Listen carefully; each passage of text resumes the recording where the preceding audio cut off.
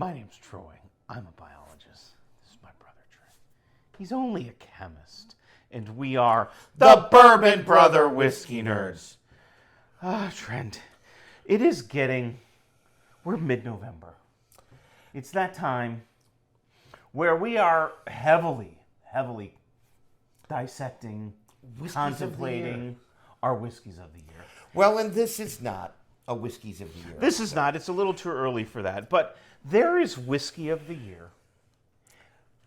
And then there are releases that have come out that This year that we want to highlight, that have impressed us or are unique and that we need to highlight for a variety of reasons, even though they weren't whiskey of the year. And that's what this episode's going to do. We will, of course, closer to the new year, late December, early January, somewhere in there, talk about our whiskeys of the year. it is coming, which is why you need to like, share, subscribe. He's right. You Hype. need to. All of these things. All like of the above. Most of you who watch these videos, somewhat better than 8 out of 10, are not subscribed. Silliness. It's just a tiny little button. Silliness. Just push it with your finger. Yeah. It'll all be over soon, and it will help us out tremendously. You can push it with your nose. I don't really care. Yeah, Your yeah. toe, whatever you want to Whatever. do. So, one of the things that... Not while you're driving. No, Don't push it don't with do your that. toe. But One of the things that came out, which you and I were uber excited about, was these new Four Roses single barrels. Four Roses. Wow. Four Roses single barrel, which we can bring on camera briefly. Yeah, we'll put it out there. Four There Roses it single is. barrel is 100 proof, Four Roses distillate, and it falls into a category they call OBSV. Yep. Which stands for, the S just stands for straight whiskey. The O has to do with what distillery it's at, so that's always Four Roses, which is the O. But the B or the E and the last letter have to do with the mash bill and the yeast strain. Yep. And they have barrel proofs of the various offerings, because they're single barrels. Recipes, if you will. They're various recipes. There are 5 different yeast strains that they use at Four Roses, and 2 different mash bills. That gives them their 10, I think Troy's right, recipes that they use, that's the word they use, to make their whiskey.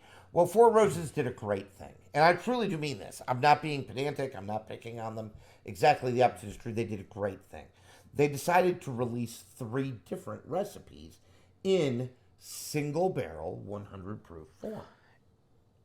So you didn't have to find some sort of store pick. No.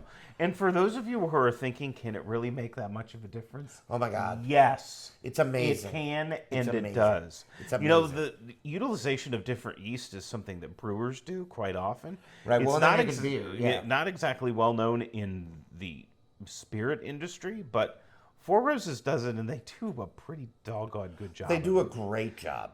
And so the 3 new ones that came out were the OESO. Now, the E is going to be the lower rye mash bill. Now, fair warning, low rye to Four Roses does not equal low rye to the rest of the world. This is still 20-25% rye. I think the OB is 30-35% rye. Yep, I think which it's is 35. Crazy. Really high rye. So then there's the OBSV or OBSF and the OESK. And these are the 3 releases. Now, rumor has it that next year, We'll get in 3 2026, more. Four Roses will release 3 more. And the year after that, in 2027, Four Roses will release 3 more. And then they'll have all 10. And if yes, you we will think own them. that we will not buy and own all 10, you clearly don't know us very well. Correct. Yeah. They did a superb job. $50. Well, that's the best thing about it. That's the best thing about it. They're $50 bucks. 50 So bucks. if you are, and this is going to be a common occurrence on today's episode of the Bourbon Brother Whiskey Nerds, these are not best whiskey you've ever had sort of whiskeys. They're not designed to be. But they live in a quasi-budget, if not budget space, Yeah, I would agree. Budget. Yeah. where you can buy them, not really worry about it, because it's 50-50. And you're drinking bucks. elevated. And they're really quite nice. Yeah. And if you're a Four Roses fan, I don't know why you don't already have them, because it's so interesting to compare and contrast. It really the is. different mash bills, the different recipes. We don't really read a lot on the yeast strains because it includes tasting notes, and we try not to read those. We do. But some of them are fruitier. Some of them are more Savory in their yeah, nature. I want to say like Spicier, earthy. right? Yeah, it's just an interesting thing. It really is. And for a distillery to come out with never before released bourbon and to package it for $50, $55 in these sort of fun little bottles and to make it interesting is really a testament to the folks at Four Roses. And we wanted to call that out. They're not going to be on Whiskey of the Year because they're not Whiskey of the Year caliber whiskeys. They're just not. But what they are is good. And you should get them. And they're worth buying, especially if you're a Four Roses fan. Really, really well done by them. Nice stuff. We call them out. Troy's got another one that we must call out. We have got to talk about Old Granddad. 7-year. Old Granddad, this is a Jim Beam product. Jim Beam's High Rye Mash Bill. 6326, somewhere in there, I think, right around. Really high rye stuff. Pretty high rye. Old Granddad comes in 3 varieties. There's like an 80 proof version. Don't buy that. There's a bottled and bond. Definitely buy. Almost won our budget bottled and bond in March. Yeah. The Bourbon Brother Whiskey Nerd bracket. Right around the 4 years. But this, not that long ago, they released a 7-year bonded version. Again, coming in at 100 proof. And this is every single thing you want about Old Granddad with more oak. And I am here for it. This is actually Troy's second bottle. Yeah, I killed the first one. Because the first bottle did not live long, if you catch our meaning. Because I hated it so much. It is so good. Is this unopened? It's not open. You may open it. Oh, my gosh. Well, yeah, okay. Oh, darn. Twist your arm. I'll do that. Open my whiskey, Why please. the hell not, right? What have I got to lose? Old Granddad flavor profile. Very orange heavy. Citrus heavy. Again, that high rye is really contributing to it, but this has it's also a Jim Beam product. Well, correct. So some nuttiness, correct, some toastiness, but some such coffee. A solid backbone of oak. Oh, if you're a fan of the channel, which we appreciate, you may remember us fresh cracking this because we fresh cracked Troy's first bottle. We did, and I remember what I said is that this whiskey makes me smile because if you imagine the Old Granddad mash bill with more oak behind it. More complexity behind it, more age behind it. Some of those youthful characteristics, the graininess, subdued on this offering. And you know what? That is what this tastes like. Correct. Almost like these people know what they're doing. The best part about it, it's $40. Yep. And you know what you're paying for. The fact that you can get a 7-year age-stated product. Woo! We'll get that later. We'll get it later. Of a high rye mash bill bourbon from a legacy distillery for $40 is just unparalleled. Dive in, tell the folks what you think there, Trent. Troy's right about the orange. Orange on the grill. Yes, like a roasted orange, grilled orange. It's so prevalent. Almost a little sweeter than I thought it would be. It's so well done, and there's a lovely oak backbone, and then that high rye just comes through. On the palate. It's so good. The high rye mingles. Trent cracked it, now I might have to drink it, which so means well with more. the oak. The highlight of this for me was, again, if you are an Old Granddad fan, and you've had the bonded, which is a great buy. Sometimes you can get that crap for under $20, which is amazing. You should totally buy. And if you're a 114 fan, which is still a $30, $35 whiskey, totally worth it. This doesn't have the proof of the 114. Nope. But it backs off on the youth. Yep. Which is some of the criticism, the bonded. Yes. Well, and the 114 to an extent, right? Correct.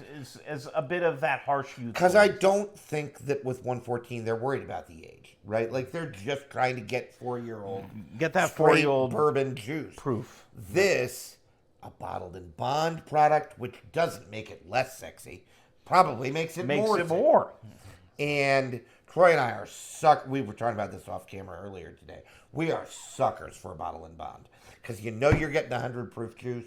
You know it's going to be high quality. This drinks high quality. And again, folks, a repeating theme in this episode is going to be Legacy Distillers.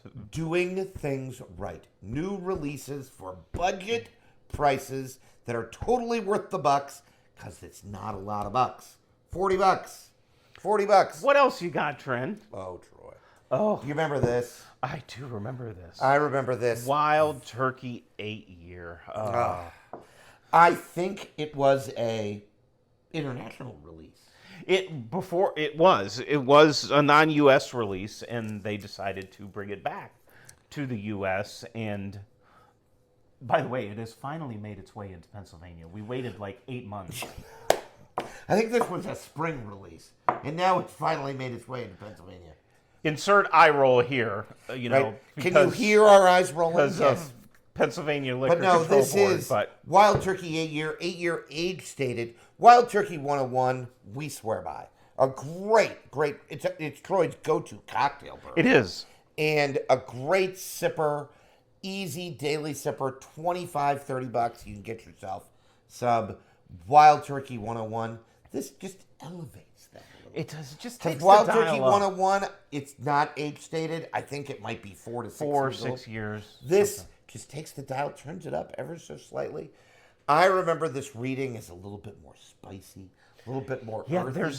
there's a clove note on this Oh, so good. that I do not get on regular straight 101. It's so good. It's that baking spice that's elevated, and again, the oak backbone comes through there. Again, $45.